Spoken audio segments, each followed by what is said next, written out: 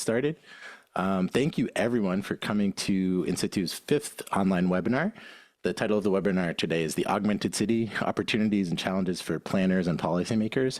But why are we here and why are we doing these webinars? So we started this webinar series to help the inCitu community get to know each other a little bit better and exchange knowledge about what we do. So I want to talk a little bit about what inCitu is, what we do first, and then we're going to introduce Greg and talk about this very interesting report called the Augmented City. So inCitu, we're about 4 years old now.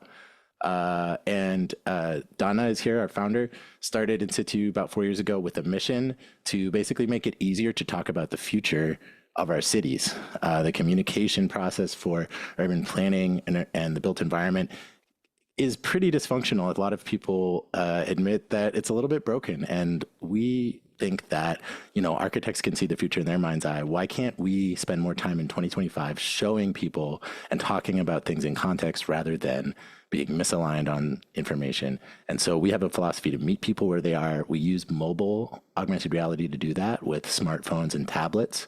And we take the information about cities, put it back in context on the street, and basically create new pathways and avenues for conversations that can open up new paths for actual projects. And so the tool that we started about a year ago, this platform called inCitu AR, lets you publish content about the built environment, 3D content, to a web map, place it anywhere in the city, and link it with a QR code so that people can have these experiences anywhere. And you can experience it on site, on location, remotely, via remote AR, or through a web map embedded in website. We can do this to show real projects that are planned in cities, but we can also do this to explore future scenarios and possibilities for the future. And that's what we're going to be talking about today. So I'm very excited to introduce our guest, Greg Lindsay, to talk about this report called The Augmented City. There I go. So Greg Lindsay is a non-resident senior fellow of MIT's Future Urban Collectives Lab, Arizona State University's Threat Casting Lab, and at the Atlantic Council's Scoutcraft Strategy Initiative. Most recently, he was a 2022-2023 Urban Tech Fellow at Cornell Tech's Jacobs Institute, where he explored the implications of AI and augmented reality at urban scale, culminating in his new report, The Augmented City, Seeing Through Disruption. So good afternoon, Greg. Thanks so much for having me, Nick. It's a real pleasure to be here. Thank you to you and Dana and the inCitu team for having me. I would say Dana and I have done multiple sessions already at South by Southwest and Augmented World Expo. So it's great to be here with so many familiar faces, particularly in the chat, participants from this project and others who've been so supportive. So I want to thank you all. But yeah, let's get into it. Awesome. So I'm going to pull up the actual report here, which you can access, and we have a link in the chat as well.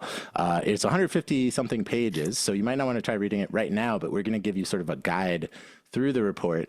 And the first question I want to ask you, Greg, is like, how did this project come to be, both the fellowship itself, but also the topic area? How did you choose it? And I guess if folks aren't aware, that when you started this report, it was kind of at the end of a major hype cycle for something called the metaverse, which we don't talk about as much anymore for some reason.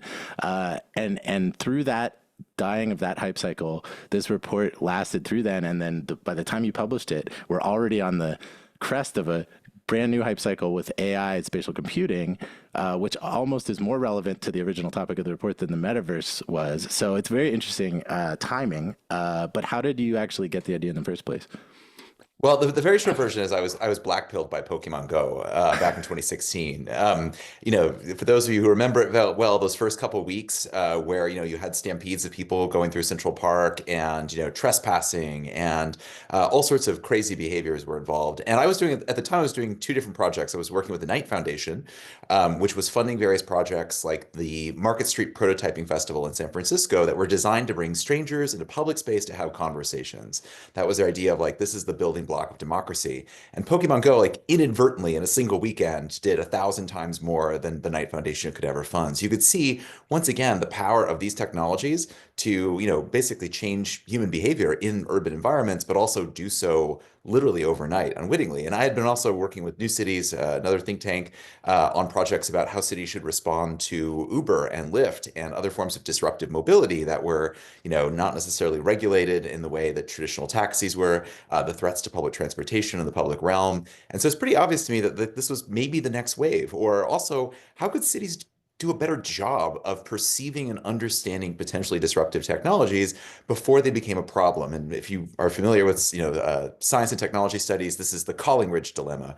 That basically when a problem is too small, it's not worth the effort and resources to regulate it, but by the time that it is worth the time and effort, it's gotten too big to manage. So this project at a meta level was a notion of how can we help inform city and public officials to just simply get better at recognizing that curve when something is about to tip, and then also potentially harness it for their own ends. And so in this case, I chose AR because I never forgot Pokemon Go and was convinced that it would return. And so, the metaverse may be gone in VR, but, augmented reality and now AI and what I call AIR, artificially intelligent reality, is perhaps coming at last. So, what makes this report different from like the normal white paper? Because it is big and long, like a white paper. But if you actually dig into it, there's some unexpected things. For one, you've commissioned some very interesting artwork for it, and the second thing is that you've just released some short sci-fi stories along with the report, which are available, like the audio version on YouTube, which is pretty cool. We posted it on LinkedIn the other day. In what other ways is this report like different in the structure? And maybe you could take us on a little tour through this like document. Yeah, we'll get into the individual findings, but the way it's structured is I use a methodology that I've learned from some of the futurists I've worked with at Arizona State University and elsewhere called threat casting, and it comes out of this idea of you ask what is the worst that could happen, or what is it that we're interested in exploring, and then what you do is you collaboratively write the sketches of Black Mirror episodes, for lack of a better word. And so in July 23, several of you who are here as participants came together and we were sort of briefed on various issues, both positive and negative, and we came up with sort of 6 findings. Everyone wrote out these kinds of short stories, and then we aggregated them together, unearthed the themes, and we both came up with the findings, what could possibly happen, but then also, how would you know it's happening, the flags, things you should look for, and then also the gates, things you should do. So if you delve into the report, you'll find the findings. We'll walk through each of them, but also like checklists of like, you should be looking for these things, all sourced from our experts. And so I took those and created what we call also science fiction prototypes. And those were a combination of Nana Rausch of Quick Honey's illustrations and these short stories by my friend and the award-winning science fiction author Madeline Ashby, whose new book Glass Houses I would encourage you to read. Madeline took themes of the various findings and then played out these potential futures, because again, like the full potential of AR, we're just still scratching the surface. So how could I prove out what this could be and where we could take it? So Madeline went from there, and then we have interviews with practitioners. Of course, there's a whole essay sort of like how we got here. There's terms and definitions, a sort of devil's dictionary. As my colleague Anthony Townsend put it, it's not everything I've ever written on AR, but like also everything I've ever read about AR is in here. This is the list of the participants and people you've interviewed, and it's just super valuable just for the interviews alone, which is pretty amazing looking at all these names. Some of them might be here today aside from us. And I will say the final thing on how the report structured is that it started with it was originally 6 months of virtual meetings with a cohort of public officials, current and former, who had grappled with Uber and other disruptive technologies. And so we sort of convened them together. Dana was one of the presenters here, and sort of took them through various aspects of how this technology was evolving to then present them at the end with, okay, so what should we do with it? And I hope this, was one of the recommendations. There's recommendations upon recommendations, but, we can talk about like, what new civic roles do cities need to grapple with this, or what kind of expanded remits do various agencies have? I really wanted to have a coterie of experts who are really in the trenches, who could tell me, yes, this is worth thinking about, and no, this is not worth our time, and no, electeds are not going to deal with this. And so trying to find that, again, that inflection point, that edge about where this is going. Yeah, I think the first thing I'd love to do is sort of get a context of where the technology's at now. And like we talk about spatial computing now, what actually is that? Where's the tech at now, and where might we be in 10 years? And from there, maybe we could go into the scenarios. And I'm going to start with the threats, just because a lot of the work we do at inCitu has to do with the opportunities to do positive, civic-oriented AR in cities. And so we want to make lots of time for that in this discussion. But to get there, I think we need to go through a little bit of background. So can you tell me about sort of what's different about AR? Because AR and VR, as we know, have been around for, a few decades at least, but there's something different now. And this is something that inCitu's using in terms of the latest wave of AR. Something that we can do now that was a lot harder before is to make AR sort of live out in the city and be referenced via GIS data. And so what is different about that? And then what are the prospects in the next few years in terms of how the hardware that different companies are coming out is going to create an interface between the physical and the digital? Can you speak at all to the sort of, I guess, headset and glasses question? Yeah, a little bit. It's interesting. I'm not a hardware expert, but it's been interesting to watch this evolve. I mean, I was just reminded, Nick, you took me to see Looking Glass Factory, I think back in 2018 when they were experimenting with holograms, which they've now married with large language models, and now you can have your own framed AI pet kind of thing. So we've seen that evolve. I met Dana in 2020, I think shortly after inCitu's founding, and the idea of smartphone and WebXR, and so we've seen that technology around. There's a timeline in the report. I mean, I remember first, again, paying attention to this. I think the Snap Spectacles came out the same year as Pokemon Go, I think like a month apart. So that was another sort of era of thinking about like how these form factors would evolve. One of the other things that inspired the report of the timing of this, why I applied to Cornell Tech for it, was actually the Apple Vision Pro. I think I, like many others, figured that like if Apple was going to bring its full development resources to bear and its entire payment spectrum and service spectrum and its entire app developer network, if anybody could break through, it was Apple. And interestingly enough, they don't seem to be that interested in their own hardware. They've barely pushed it to developers, and so who knows what will happen with that one? I don't know. The rumors fly around that one there, but the things that have jumped out to me as interesting on the hardware front is, number one, augmented reality does not necessarily have to mean glasses. One of the interview subjects in there is Dennis Crowley, who developed Dodgeball and Foursquare, and is now developing audio XR called it's Hopscotch Labs. And it's called Bbot, and this is just using something as simple as plugging in headphones into your iPhone and having a AI generated guide around the city. So, we've got the hardware today for it. And I think it's also interesting to see, the Meta Ray-Ban glasses and these other sort of smart glasses are now, after Google Glass failed, are now coming back around with like LLMs strapped to your face with machine vision and cameras. And so I think it's been interesting that, Mark Zuckerberg said they've sold 1 million of the Meta Ray-Bans. I mean, that's small in the scheme of things compared to like PS5s or something, or even the Quest headsets. But then we also see, the rise of, dozens of new entrants at CES this year. There's a lot of attention around it. And Google is stepping back into this now with Android XR and a Samsung-made headset. So I think it's interesting that we're going to pivot to this lighter form factor, which combines AI with the capabilities of today. And so it's not necessarily having like, totally high-res Project Orion Zuckerberg stuff, but these other kinds of capabilities as well. And I think that pushes that's it really forward. interesting, Greg. And I think like to give inCitu's perspective on this and why it sort of matters today, because I think when we look at the hardware, it's always like, oh, some point in the future we'll have to deal with that. But it really is sort of like everything's leading into itself. And in inCitu, like one of the things we noticed is that like you can do geo-referenced AR today with phones and tablets. And actually for some use cases, this is better. And there's like some advantages of screens being that people can look over each other's shoulder. We can actually share that experience with folks that don't have a phone in the moment there on the street corner. You can use iPads to reach people like seniors that might need a bigger screen, might need something that's just provided. And so there's like certain advantages in terms of engagement that come from the older tech that's using these new affordances. But then also like every thing that happens with those glasses and the early adopters and the small amount of people that are using them might affect the ability to do stuff with smartphones and earbuds as well, because the city is basically being mapped by those devices. Right now, we're using a visual positioning system that's based on Google Street View imagery, but the headsets and the glasses, if they are starting to create more high definition 3D models of cities, that might improve the ability of us to anchor stuff in the methods that we use. And so everything's sort of connected, and I guess, and it's like, why wait for this future? Because it is happening right now. So that's sort of the background. And then I'd love to jump into sort of, we've got 3 threats and 3 opportunities to talk about here. And we've actually gone and used inCitu to explore some future scenarios.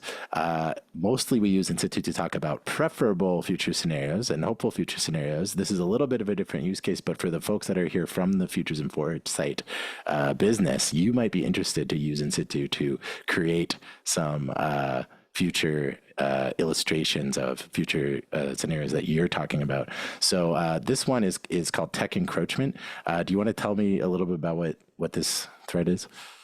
Sure. The simplest version is this is every problem we have with social media and the web and the internet today, and we put it into physical space. And of course, that's the overarching crux of this report is like, the problems of the internet are something to be regulated until now by the FCC or federal entities in various nation states, GDPR and the EU and various things. But once this becomes spatialized, now it's suddenly city's problem in this physical dimension. And so, I mean, for examples in here is like imagining, yeah, biometric collection of data and surveillance issues. That sort of data becomes a problem there as it plays out.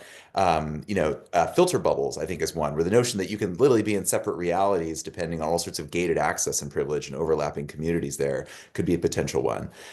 We could see all sorts of irresponsible use. One of the things that really started my interest in this are fundamental questions, which I think you have coming up actually, is like, what does a stop sign look like in augmented reality? How do you have a base layer of fundamental reality so that private players are not putting up fun gimmies in the middle of streets and people are getting hit by cars? So there's a public safety dimension as well. So this is all the notion of like what happens when all these things play out in physical space. And we've seen examples of this. I mean, one of the examples I use in my report, noted by Chris Gaillard, known as Hypervisible and Blue Sky, noted scholar of privacy. I mean, if you went to the Google Maps to the Auschwitz concentration camp, there were for years anti-Semitic comments hidden in the reviews section. Like they were annotating physical space, and Google content moderation did not catch it. There's a chilling line in here by Bilawal Sidhu, who now runs the TED AI show, who is a senior product manager at Google Maps. And he's like, if you think these companies are going to content moderate, forget it. Like it was hard enough in 2D, let alone 3D. And we've seen Mark Zuckerberg, for example, since the start of the year, has said Meta's rolling back content moderation. So there's going to be a lot of opportunities for abuse and harms and these kinds of things. And that's why, as a starting point, cities have to pay attention because it will affect people and they have to build these skills because of that. So aside from like the nightmare scenarios, which I know you talked about something about that, but we saw it's almost like a second act, I think, of the 2010s where we saw Google Maps, right, and location-based apps start to come into cities, and like even just something as mundane as like the bus arrival times, was affected by the fact that Google was hosting this map service, and there had to be new standards created for how to show stuff like bus arrival times, which required basically the cities and these companies to work together to think about how to share civic data through these really popular platforms that achieved network effect and got mass adoption. So what is the difference now with spatial computing? Well, I mean, it plays out in a more visceral form. So yeah, to take it back to some of the transportation stuff I saw with Google Maps, I mean, when they're integrating Uber into Google Maps, where, I want to go from A to B, here's my various modes to get there.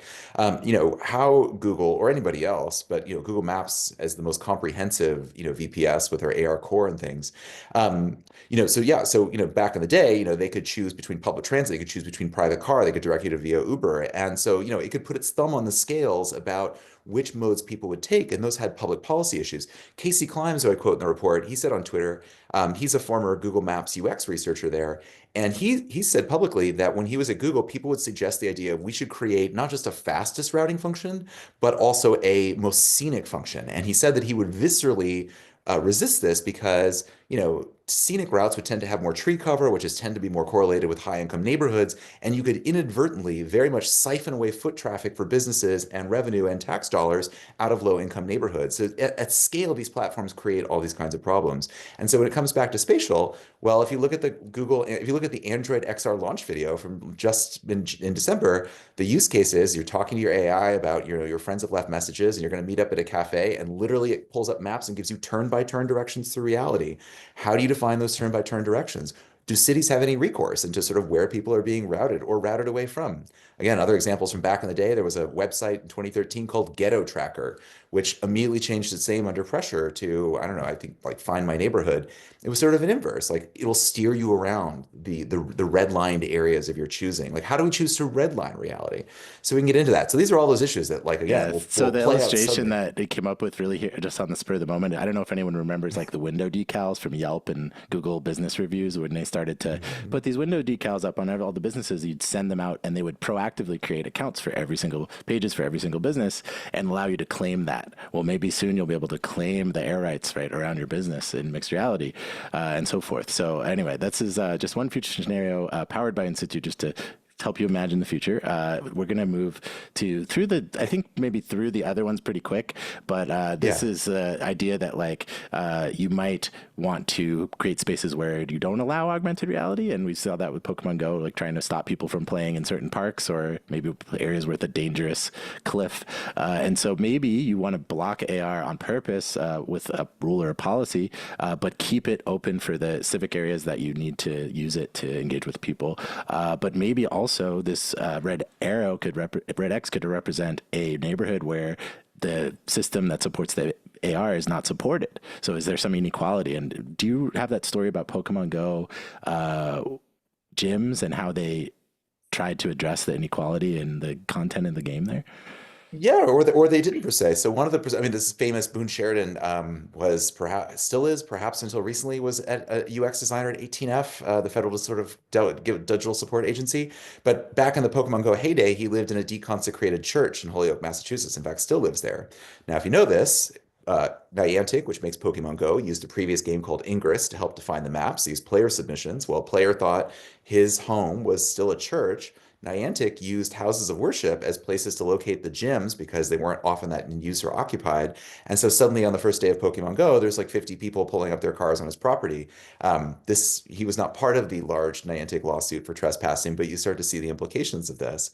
And so yeah, so when he went to remove his home as a Poke Gym, he found a fairly opaque process with no real accountability to government or other civic processes, and had to go digging around through various websites. There were Reddit forums. People were trying to figure out exactly how they can get off the list, and these are the kinds of things we run the risk of if we just let private companies with their mixed track record, shall we say, Now, on the on behalf of moderating. a private company with good intentions, let me also say that if Yes. you are a developer Yeah. of a project in a city, say, and I want to share the building permit that I'm applying for to show what I'm trying to build in the city, but other folks have layered all this other content on that area, maybe that is not as accurate. How can I both work with the city to make the official building permit visible, but also, ensure that people are getting the trustworthy information about a project within this noise of AR? So. Absolutely. Well, this is why one of the central recommendations, one of the things I got into for this report is, we talked about visual positioning systems. Niantic's trying to build one called Lightship based on Pokemon Go data. Google has built one with Street View. There'll be more. And cities should either, create an open source one. There's groups like OpenAR Cloud and the Metaverse Standards Forum that are trying to create these, or, figure out how to create, just like we have, Mapbox and all sorts of, better than I, Nick. But yeah, we've seen open source alternatives for mapping. Cities need to get in there quickly before we get standards in place to create that kind of open source standard, or at least a common platform where all the private players might agree to also post their data so we can have a single version of the truth, and where city agencies and others can post these kinds of digital twins of buildings and other pieces of infrastructure that are planned, and exactly that kind of thing. Having a singular version of reality versus this sort of broken, hacked up version. I'll give another pitch because like inCitu AR is obviously a tool to publish. We publish these future scenarios using the tool. And this is an example of like maybe one of your stories called Twisp is a sci-fi story. I thought it was really cool. It was sort of about AR version of like underground signs or coded messages. So it's not information for everyone, but if you know just where to stand, you might get this, message of this bee icon telling you this certain location is safe or something like.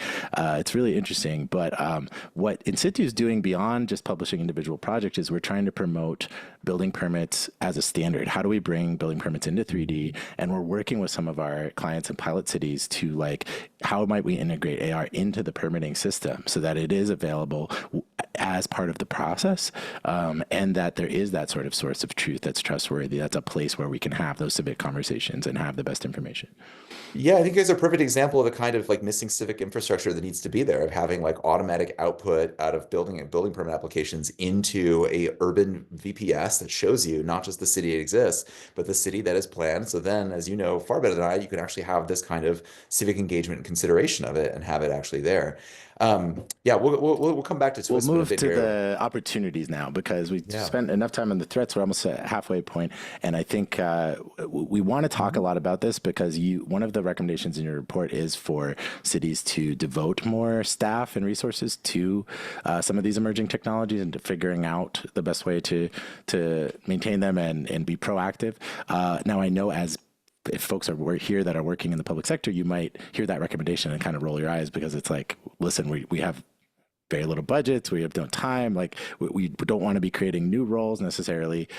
So who is it then that's going to be grappling with this stuff and trying to integrate it into your workflows, and how can it be easier to integrate this stuff into your workflows without wasting resources, but also maybe not just falling back on a company to make all the decisions for you. Like, we're trying to create a tool to work with public sector, and so like, I have some thoughts about who that might be, but I think folks in the chat might also have some thoughts about like, who is it that's going to manage the AR information in the city if we do have official stuff.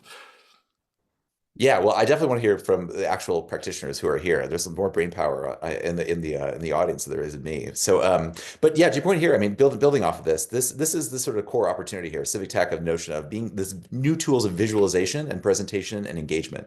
So, in addition to what inCitu's doing, one of the ideas we had, I believe, I can't remember the exact assistant commissioner, but like, New York City tax data for property taxes, like, they have models for every building in the city. You could visualize that and be able to literally look around and see like what property tax is being paid on any given thing. Dan and I have talked about the idea that you could almost invert inCitu, and you could basically see all of the building envelopes and zoning envelopes around the city. So you could literally walk around the city and see development opportunities here. There's these possibilities here of how you might visualize these tools. And the one that really jumped out at me, which we talked about at Cornell Tech back in November, is there's an incredible demo, two incredible demos that sort of conjoined combining AI and AR and how this might play out. One is I saw Wool at Augmented World Expo 2023. Wool is a smallish language model attached to AR developed by Keiichi Matsuda of hyperreality fame. If you know him, you know him. But yeah, it was the idea of like an owl that can come out and talk to you about the Redwood Forest, and there's no script, there's no closed loop. You could just have a conversation with it. And it implies like, yeah, there will be AIs in the real world floating around to you. And then the second demo was one that he also developed, similar to that one, which was called the Spirit of the San Francisco Ferry Building. And so you could literally talk to the ferry building, and they programmed it to give you facts and tell you about these things. This combined with, machine vision models, we could imagine AI agents, this agentic systems that are going to be the next wave of generative AI, literally flying through the world or investigating the world and talking to you in it. You might walk down the street and ask for a coffee shop, and it might know where to point you one because it has looked at Google Street View or some other VPS, seen all the available coffee shops, and tell you where to go. And this could be Taylor And Swift. I'll say, this could be your like, grandmother. it's not just Be the AI city. agents, by the way. Like, there's also like human-to-human communication does happen. And so I'll plug later on. We're going to talk about the public engagement guide that we're just releasing that to the attendees today. And like, one of the findings is that when you do create this new UX for sharing projects on location, like this is a real project from Washington, D.C., and with the architect talking to some students about his design that won a public RFP for a major public building and showing them what it's going to look like on site. But not only can this be consumed like live on this tour, but it can be shared with folks like you now, secondhand. And so people talk to other people, and like thinking about that UX of like how the on-site experience from people that you maybe don't know, second degree, third degree connections, but your mayor, your council member can be redistributed through social media this way. AR is like a little more than you think. Like it actually can create this whole conversation in the media. And then like Greg is saying, in the future, maybe also AI agents would be doing this stuff and maybe showing you images like this as they move around, which is crazy to think about. But yeah, so. There you go. Next one, municipal. So this is more about the roles. And so I can speak a little bit to this, but I do want to you did have some specific ideas. And so maybe you can state what those recommendations were, and folks in the chat can say, is that realistic? Like, what was it? Department of AR or? Well, yeah, no, we'll get into this. I mean, there's a couple ways of thinking about it. So, obviously chief metaverse officers, the trend of like 3 years ago is never going to play out. I mean, these isolated tech roles, these czars that don't actually have any remit. So there's that, but it is a question of, where does the expertise live? So, presenting alongside Dana to the cohort when we did the project was Jackie Liu. Jackie runs Helpful Places now and develops DTPR, which is basically sort of like signage and wayfinding for digital technology in public space. During Pokemon Go, Jackie was basically the public data officer of New York City parks. And so she knew what was going on. That was her expertise. Do we need a Jackie Liu in every department of any given city is question number one. And, how do you cultivate that? And who should that person be? What is that role inside of departments? Or do you go the other route, which is to basically think more holistically about the public realm? And New York City's done this in two ways. I think DOT rethought holistically its entire sort of streets initiative to think about this. And they also created under Mayor Adams the chief public realm officer, Yatin Liu. And so, she's pushing, or I think her most visible project is a redesign of Fifth Avenue. What if those kinds of roles, these new holistic roles, should just incorporate the digital on top of it? Like if you're going to do the public realm, take the digital public realm as well. That's And really then interesting, become and this. yeah, it speaks to someone's question, Justin, in the chat about like, is there a future where we can have the democratization at the OS layer? And it's like, whether that's true or not, I think that Greg's getting at an interesting point, which is that when it hits the public realm and affects the public realm, it is kind of the public realm. And so maybe there are ways to manage, at least, if not the digital side directly, but like the impacts it has on public space via public space, and using sort of these nutrition labels that the DTPR puts on public signage to say, hey, these are the technologies that are active in this area. This is how you can learn about them and have a say, in your city about them, is an interesting idea. And a quick example of that one, again, coming out of mobility, the way cities ultimately dealt with, dealt with the scooter crisis, in the end was, Seleta Reynolds, who was the head of LA DOT, who's now at LA Metro.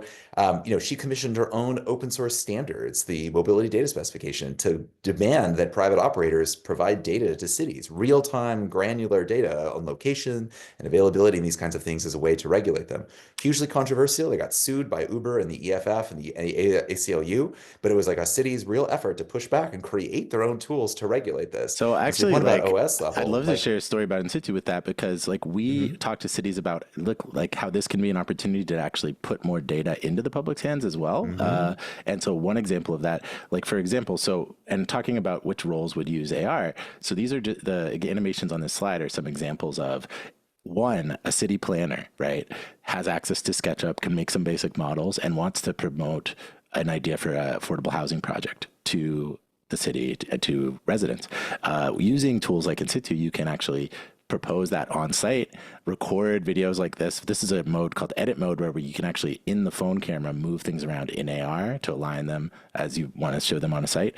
And this planner from Hawaii actually took me via Zoom screen share through the site using the AR, like sharing the screen from inCitu. It took me on a virtual site walk of that project. So I got it in like a minute, like what he was trying to do. And that's a pretty powerful tool to have in anyone's hands, but especially planners, because I think the key skills is like a little bit of 3D knowledge. Don't need a lot these days, and it's getting less and less, but also like the ability, the understanding that now this person's empowered to do a very lean iterative loop of proposing ideas, getting feedback, and connecting with the others in the city to make things happen. And so one of the examples of policy change recently spreading is like ADUs. And so people are legalizing accessory dwelling units so you can build granny flats in your backyard.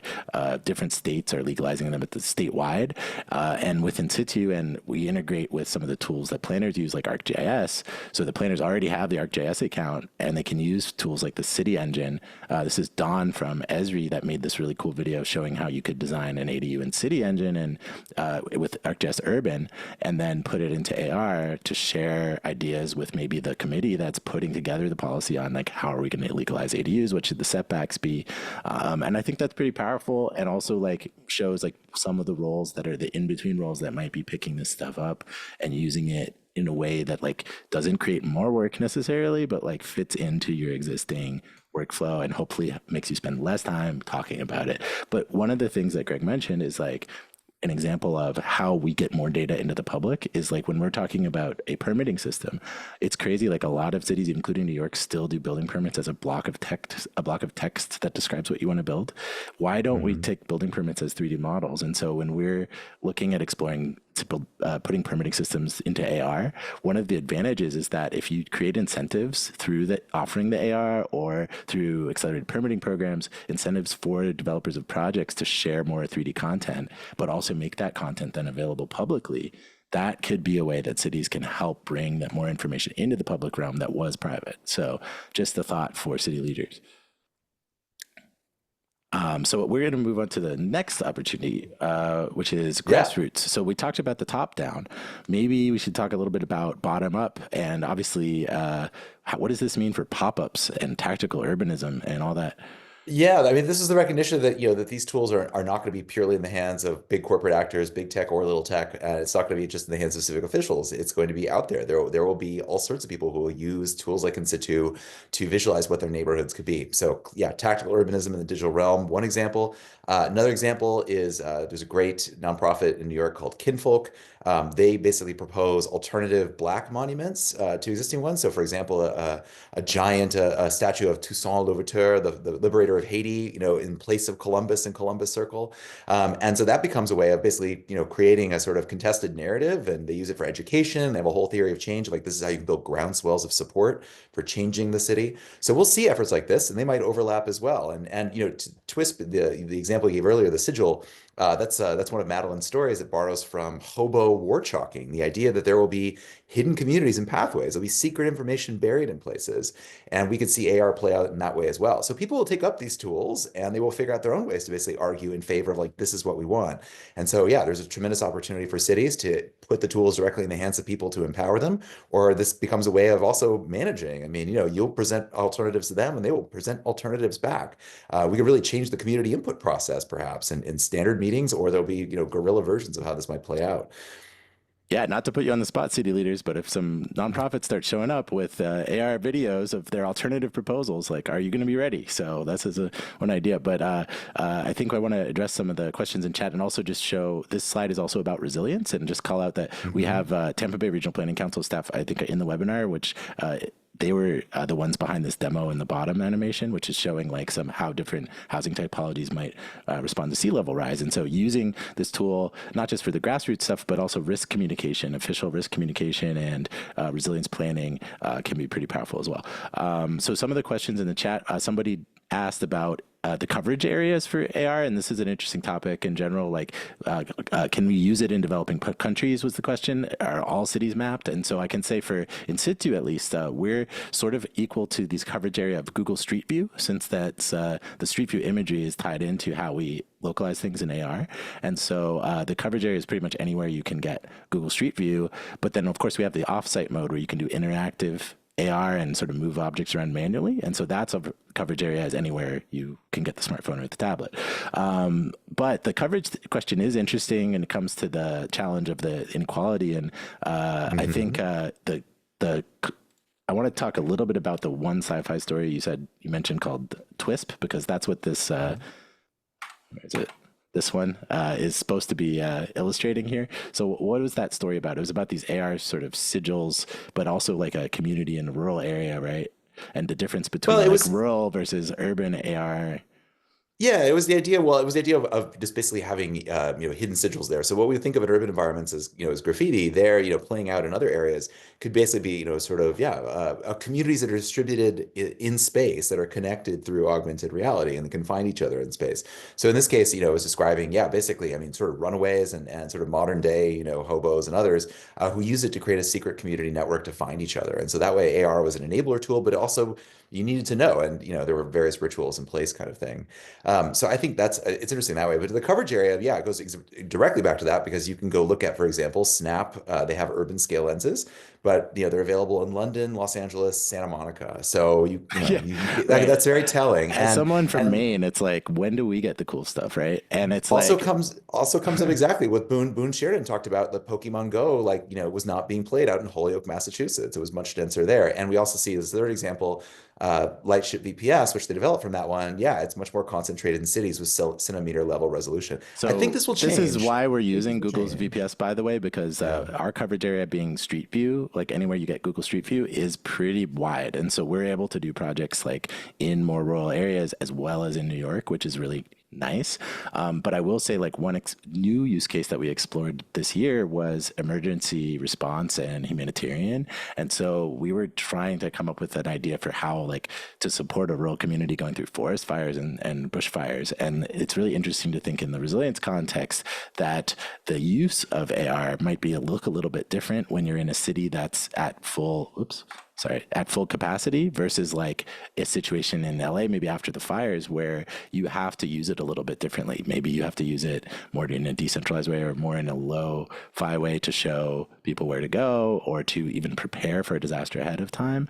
And so just the coverage area and what features you get in different places, in different conditions, does matter a lot. It's worth talking about and considering.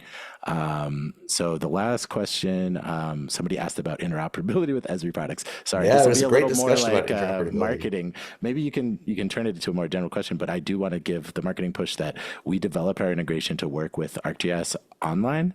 Urban and Christian, our amazing 3D engineers, just posted the response. You can find more information about our ArcGIS integration at that link.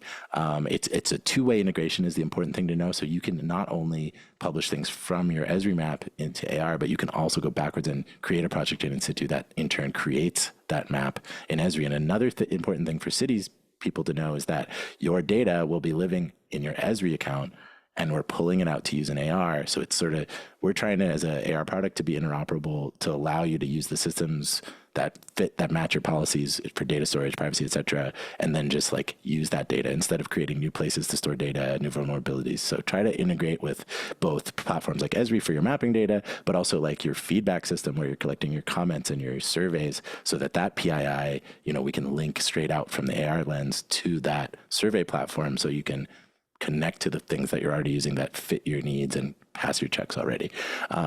That's the sales pitch. But what do you think, Greg, about what's going to give us that scale for AR? Is it going to be Esri? Is it going to be like, we found that in New York, it was actually the Department of Finance that had made the first 3D map of the city because they needed to tax condominiums up in the air. Yeah. It's a good question. Well, that's the kind of things that I wanted to explore in the report and actually ask the practitioners. I mean, I see Ernest here, who's was at Department of Buildings in DC, and sort of how how you can leverage this. The challenge that I put out to the cities is like, yes, you cannot create global standards, but perhaps there's possibilities to create urban coalitions to adopt these kinds of standards in place. And thank you to Jason and Justin for the ongoing great debate there and the comments there about sort of this interoperability question. I mean, for me, it's a question of, what can cities do in terms of like how they can sort of like at least nudge standards adoption. They can perhaps create their own kind of management tools and then try to basically, I don't know if you can compel with sticks, but perhaps you can potentially compel that that any private player at least has to conform into that civic layer. That was one idea I had. Another idea I had was like, can you basically sort of enforce standards for interactions? I thought it was telling that one of the moments that was scariest for me, and I was glad I was doing this project, was when I sat in on the real virtual world integration group of the Metaverse Standards Forum, which has like 10,000 members, and there was not a single city person or designer in it. These were engineers and policy lobbyists using ride hailing as their initial use case, which of course has proven so problematic for cities. And so, just simple participation in some of these standards groups and defining like what should be done, or at least helping them figure out what the use case is, I think is so important. And then perhaps pushing and helping to codify these standards in, the World Wide Web Consortium, in OASIS, and some of the other big standards bodies to get this out here. I mean, you're never going to be able to get Google to give up on proprietary standards until they think it's too late. I mean, we saw this with smart homes, for example. Like after the players wrangled for years, they finally gave up and said, fine, we'll adopt a common standard. I'm hopeful that will happen for AR as well when they realize. So check out DGPR, Jackie and Adrian's work. Check out as well the Overture Maps Foundation is another one that's been coming up, and then talk to us too, because like we have ideas about this and we'd love to talk a big picture as much as folks want to. So I will want to leave some time for questions and also tell people how you can make your own future scenarios to play around with. So first, any questions in the chat? We're still responding to some live ones. There's a question about working with 3D models can be intimidating for people and plan reviewers who don't have previous working knowledge. A lot of people still working in 2D. BIM modeling has not yet reached some people still working in 2D sketches. So how do we deal with this? It is a major friction point in terms of the technology, but there are opportunities there as well. I will talk about that in a second as well, and when I tell you how you can make future scenarios in inCitu AR really easily. If there's any other questions for Greg specifically, now is the time. Go crazy in the chat. If you want to ask as well using your raising your hand function and unmuting your mic, that's welcome. Let's do that. Well, we'll get some questions in. I just want to point out that if anyone in the audience happens to be at South by Southwest this year, I'll be helping with 2 workshops. One on the first day, afternoon of the first day, March 7th, and then again with the U.S. Conference of Mayors folks on the 8th, I believe. And we're going to be using a combination of AI and other tools to do the sort of rapid foresight prototyping of threat casting. So, how do you help people come up with the stories and then rapidly build prototypes of this? inCitu, you can use it as well. You can totally use this to basically populate what these worlds can be and help communicate them. So So, we're gonna sort of demonstrate how, how the medium itself can be a tool for basically helping, as we put it, from bullet points to belief. How do you make it really viscerally understanding versus a kind of dry report? So we got that going. But any questions coming in? Come on, folks. You know more about this subject than I do, so maybe address each other some questions. Yeah, comments welcome too, or like if how you've seen this stuff in your job. I know some folks here are working at architecture firms, and I know that architecture firms are messing with AR, VR. How has that impacted your job? If you're in a city, have you seen any of this stuff? Some questions that we want to know. While you think, I'm gonna just show for folks, because we did ask people to make an inCitu account, and not mandatory, but some folks have registered an account, so I want to show you how to use it, and then we'll watch for any raised hands or questions in the chat while I talk through this. But so once you have your basic inCitu account, there is a very easy way to create a project. To Ernest's question, I don't have a 3D model. I don't know how to 3D model. So we've created a sample library. So when you go to your projects page and you're logged in on your PC or Mac, you will be able to upload a project and choose a model from the sample library to test out the AR. And so we've got more models we've added since this in there. There's a multifamily as well. One of my questions is, what models would you like to see in a quote unquote sample library, like for designing future things in any given North American city, for example? Say, would you want an ADU? Would you want a point access block, single stair housing, getting very trendy now, modular? Like, what do you want to see in the sample library? Big question. Well, I'll go first. I thought it was very interesting, going back to inCitu projects, that your project for COTA, the Central Ohio Transit Authority, which I'm sure folks know about, but this is one where We can where find COTA, that here. Yeah. yeah, pull that up. But COTA used inCitu as part of their referendum to get funding for bus rapid transit. And what I like about that project in particular is that they used it to show stops, as I think you can see there in the center left, but then also like plan development. Like, here's what it's going to look like in this total green field of when we rezone it and we're going to actually build development around it. And so you just get past the sort of scariness of like, I can't visualize anything beyond an empty field. I'm like, oh, this looks just fine, kind of thing. Or at least some of them will react that way for sure. But yeah, I love that fact of it, of like imagining toolkits for like, here's development patterns as well. Like, here's how we can think of entire neighborhoods fairly quickly. Cool. And folks are asking about specific models and stuff, like streetlights and bike lanes. This is great. And there's actually a tool that we're friends with called 3D Street, which can create like 3D street sections. Also like linked up with the 3D tool called StreetMix, which creates 3D sections. A lot of community advocates and street safety folks have been using those tools. And there's a new feature in the Pro Tier of 3D Street where you can actually export an AR-ready model that works in inCitu. So that might be one to try out for that. And then if you do decide which model you're going to use, the next step to publish it in AR is to go through this process here in the projects library, where you go from 1, upload, 2, place it on the map. So you move your building around on the map, enter the address in the address field, press enter, and move it around in the map. 3, you enter the details of your project that's linked to the QR code. And then number 4, it will spit out that QR code, which you can then scan. And so if you're the publisher of the project, this is very important. You will want to actually download our native app on iOS or Android, because that's how you're going to use the edit mode and log in and edit the project and align it when you go on site. But for the end user, after you've published it, they don't actually have to have the app installed. We worked very hard to try to make the experience appless so that folks can just scan the QR code and get an app clip or an instant app to be able to view the project directly from their phone. So once, all you need is that QR code or a link to the project to serve it to people on their phone once you publish your project. So there's 3 ways, if you do not have a model and you don't want to use the sample library and you're not a 3D modeler, that you can create content really easily. We've been experimenting with some stuff that's been happening in the world of 3D recently. So this is for Ernest. So three tips. And I'll push an event next week where we're going to be playing with some of this stuff. But number 1 is just use models that are freely available. There's tons of 3D models out there.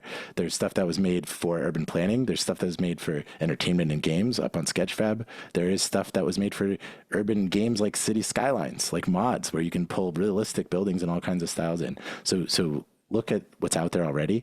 The second way, which is really fun, is to scan physical models with photogrammetry apps like Polycam, where you just use your mobile phone to scan a paper model even, and you can put those into AR as well. And then the third way is what's coming out most recently is this AI-generated 3D models. And this is pretty exciting. It might not be much to look at right now, but the ability to basically prompt a building or, ask the AI to make you a building, or put in an image, even a rendering of your project, and it will approximate that in a 3D model, is pretty amazing. Some of the latest tools like Trellis from Microsoft or Rodin, I think are the consensus is that those are the best right now, but it's changing every day. So these are just 3 ways that you can get started without having a lot of 3D friction. Yeah, so this is a link to our handbook that we're going to drop. But what's up? I'm going to grab one more question from Justin here. He has a question about app clips for you as well, but I want to take the question there about developing public-private realm layer. The short answer to that, as far as I know, Justin, is no. And it actually just gives me the idea that I should, and all of you, we should get together and reach out to Google Public Policy, who I've been in touch with about this, and who's been a very good sport about it in terms of offering positive feedback, despite big tech being the potential villains in this. But yeah, I think that's one of the things for cities is this recognition that you're going to have to talk to probably every major player in this to hopefully get them to opt in on this. I mean, unless we either get to, move fast and break things, where they just do things to cities and you can't stop them, or you try to be punitive about it, we're gonna have to come up with this model of multi-stakeholder engagement to buy in and create, these interoperable overlapping levels of reality there. So I think now is the time to talk to these companies about it, about creating that kind of project. So that basically, imagine that, whatever comes after Street View that they're going to build with their, Android XR goggles, has a level that can toggle or go into AR Core, and it's not going to let you put something in the middle of the street, in the middle of, I don't know, Broadway, in the middle of And for Shibuya Crossing. pedestrianized areas, isn't it ironic that Yeah. we're using positional database that was taken with cars? So if we have a Yeah. large pedestrian only or a car-free city like in Tempe with cul-de-sac, how are we going to get the VPS to work in there? Can we supplement the data to Google? Those are questions that we want to ask Google too, right? Because it helps with us and our users. So I do want to answer the question about the app clip experience. This is from our Instagram page. You can follow us on Instagram, inCitu_AR. But basically, the app clip looks something like this. So when you scan the QR code and you don't have the app installed, a card comes up. And this is real time, how quickly it takes to load in and see the content. So that is basically, the app clip is temporarily there on your phone. You can access, what this allows us to do is access the native capabilities to access your camera and to be able to access the VPS, which you cannot do right now with a website-based XR. And it's similar on Android. There's an app clip, but Google has some weird issues recently with Google Workplace accounts and stuff, so that the experience is catching up as usual to Apple. But we do recommend, if you're on Android, to download the native app right now. But it's working the same principle through the progressive web app. The instant app is what Google calls it. All right. Any more questions? The app clip is the name for iOS, and then the instant app is Android. Yep, that's right.